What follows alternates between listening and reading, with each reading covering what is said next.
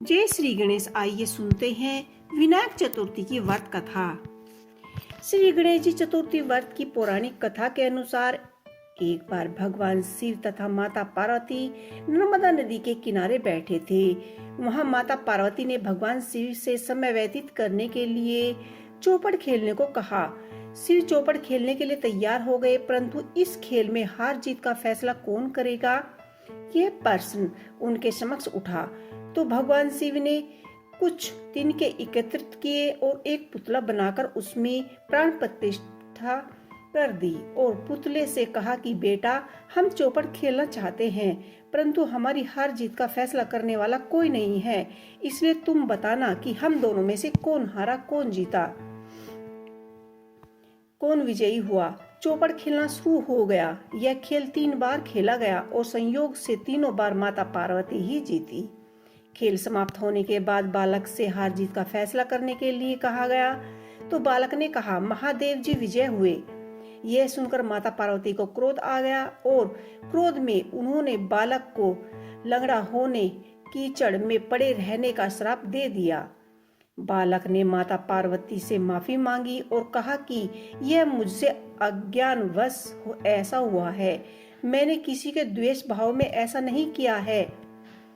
उसके बाद भगवान शिव और माता पार्वती चौपड़ खेलना शुरू कर देते हैं और यह खेल संयोग वंश खेला गया और संयोग से 3 बार माता पार्वती इस खेल में विजयी हुई।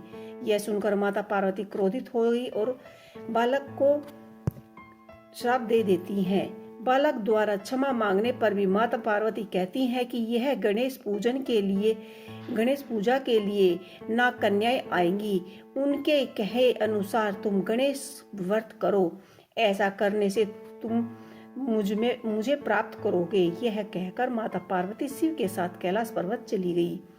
1 वर्ष के बाद उस स्थान पर नाग कन्याएं आई तथा नाग कन्याओं से श्री गणेश जी के व्रत की विधि मालूम करने के बाद उस बालक ने 21 दिन लगातार शिव जी का व्रत और गणेश जी का व्रत किया। उसकी श्रद्धा से गणेश जी प्रसन्न हुए। उन्होंने बालक को मनोचित फल मांगने के लिए कहा। उस बालक ने कहा कि हे विनायक, मुझ में इतनी शक्ति दीजिए कि मैं अपने पैरों से चलकर अपने माता पिता के साथ कैलाश पर्वत पर पहुंच सकूं। और वह यह देख बहुत ही प्रसन्न हो गए। तब बालक को वरदान देकर श्री गणेश जी अंतर्धान हो गए। इसके बाद वह बालक गणेश कैलाश पर्वत पर जा पहुंचा और कैलाश पर्वत पर पहुंचने की अपनी कथा अपने भगवान शिव को सुनाई। चौपड़ वाले दिन से ही माता पार्वती शिव से विमुख हो गई थी। अंत में देवी के रुष्ट होने पर भगवान शिव ने भी बालक के बताए अनुसार 21 दिनों तक श्री गणेश जी का व्रत किया। इस व्रत के प्रभाव से माता पार्वती के मन में शिव के लिए नाराजगी थी, वे समाप्त हो गई। यह व्रत विधि भगवान शंकर ने माता पार्वती को बताई। यह सुनकर माता पार्वती के मन में भी अपने पुत्र कार्तिक से मिलने की इच्छा जागृत हुई। तब माता पार्वती ने भी 21 दिन तक श्री गणेश जी का व्रत किया तथा दूबा, फूल और लड्डुओं से गणेश जी की पूजन अर्चन किया। वह व्रत के 21वें दिन कार्तिक स्वयं माता पार्वती जी से मिलने आए।